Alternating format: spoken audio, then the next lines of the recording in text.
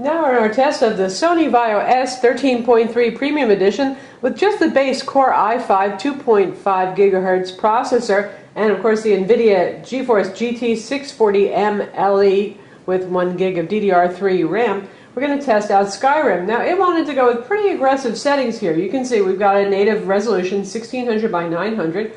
It's got anti-aliasing at 8 samples. That's pretty high. Anisotropic filtering at 8 samples. And if we look at advanced settings, pretty much we got everything on high except for radial blur. All effects turned on except for reflect sky.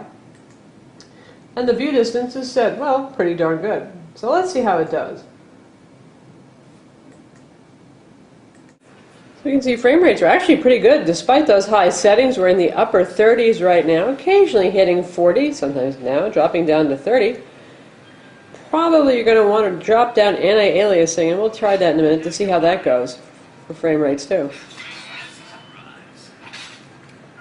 Surprisingly, frame rates are holding up pretty well here in the battle scene though. We're, as you can see, upper 30s to 40.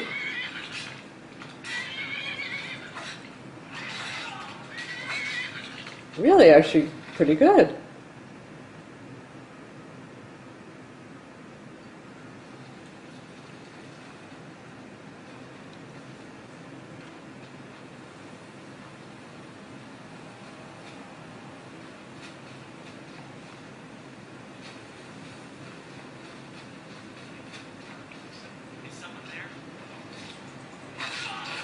So certainly it's playable, as you can see.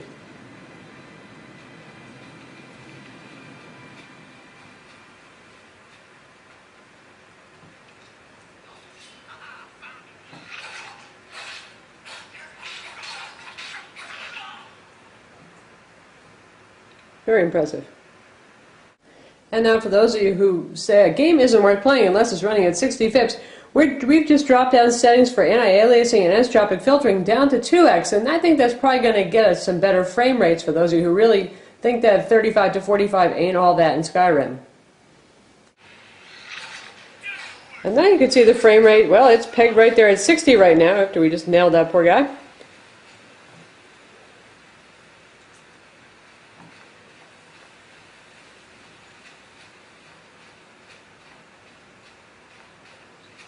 And depending on the scene, it still does go down into the 40s sometimes.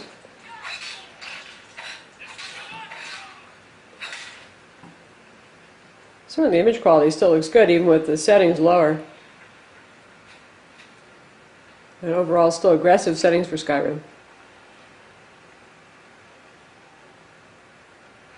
So that's Skyrim on the Sony VAIO S 13.3 Premium.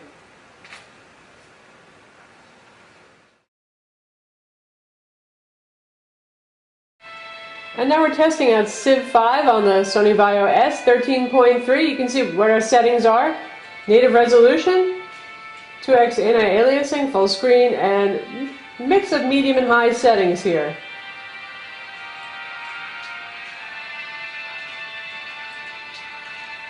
So now we're in Civ 5 on the Sony VAIO S 13.3, and you can see the frame rates are pretty good right now, given the settings that we used.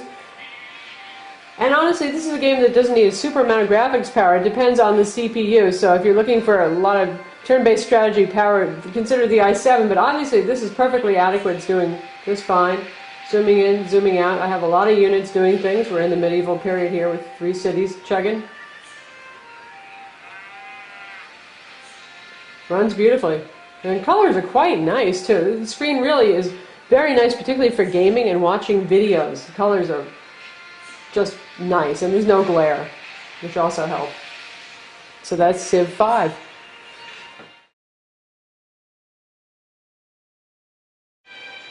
And now we're in Diablo 3 with the Sony VAIO S 13.3, again Core i5 2.5 GHz, NVIDIA GT 640M LE dedicated graphics, and you can see our settings right here: full screen, native resolution, 1600 by 900, texture quality high, shadow quality medium, physics high, clutter detail medium, and we have anti-aliasing off.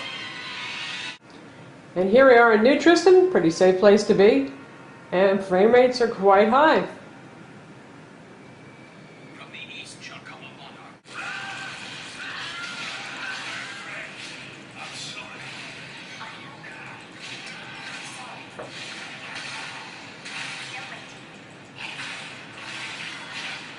Frame rates are holding up very nicely with a good deal of dead action going on here.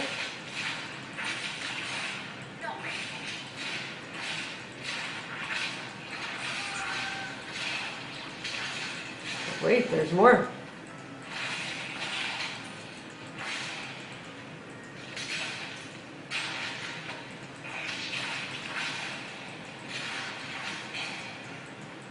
So certainly good performance in Diablo 3 here.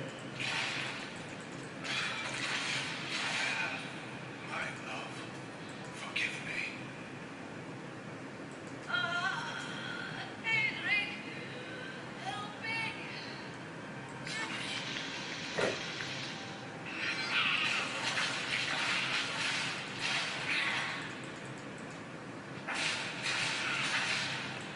I'm injured.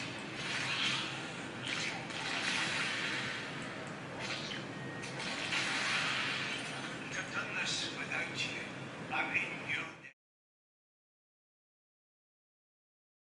And now we're at Max Payne 3, and you can see the settings we're using. We're at native resolution, 1600 by 900, DirectX 11. Full screen, texture quality is medium, shader quality is high, and so on. And we have anti-aliasing off. And this should get us gameplay in the mid to upper 30s, which is just okay for a first-person shooter. You can get by with that. It would be nice if it would be higher, so we'll also test it at lower resolution to see how it does a bit later. Alright, so now we're at native resolution, and I'm getting hammered at the moment. So you can see the frame rates. For a first-person shooter, this is livable, mid to upper 30s.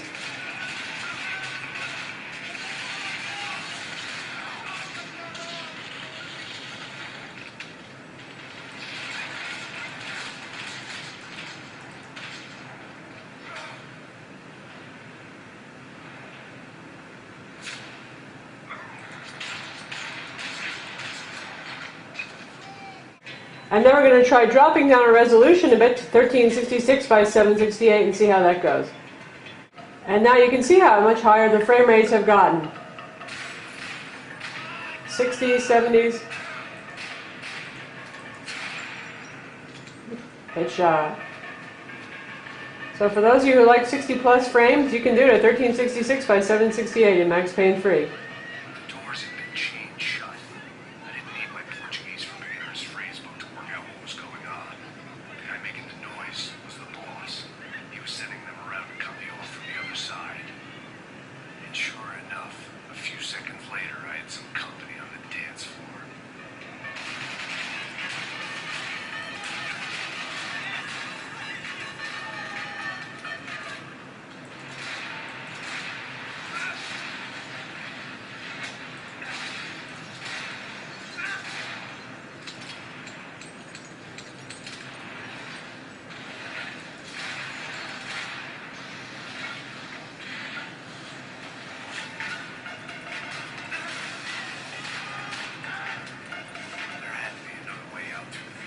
And after testing all those games, here's where our core temperatures are. We just stopped Max Payne a second ago, and you can see we were at about 60, and now we're quickly dropping down for our CPUs. And how about our GPU?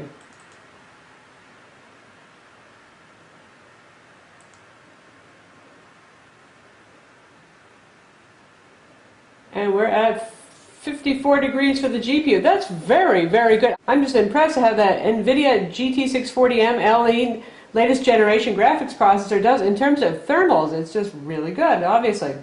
So that's gaming on the Sony VAIO S13.3. This is a 3.69 pound portable, sells for $1,199 as configured with the Core i5 dedicated graphics, optical drive, 7200 RPM hard drive, 6 gigs of RAM, and more. 1600 by 900 matte display, among other things, backlit keyboard obviously. So a nice machine for gaming, and you can actually go for the non-premium version if you don't mind a lower resolution display and still get the dedicated graphics for $9.99. I'm Lisa from Mobile Tech Review. Don't forget to watch our video review of this notebook and also to read our written review.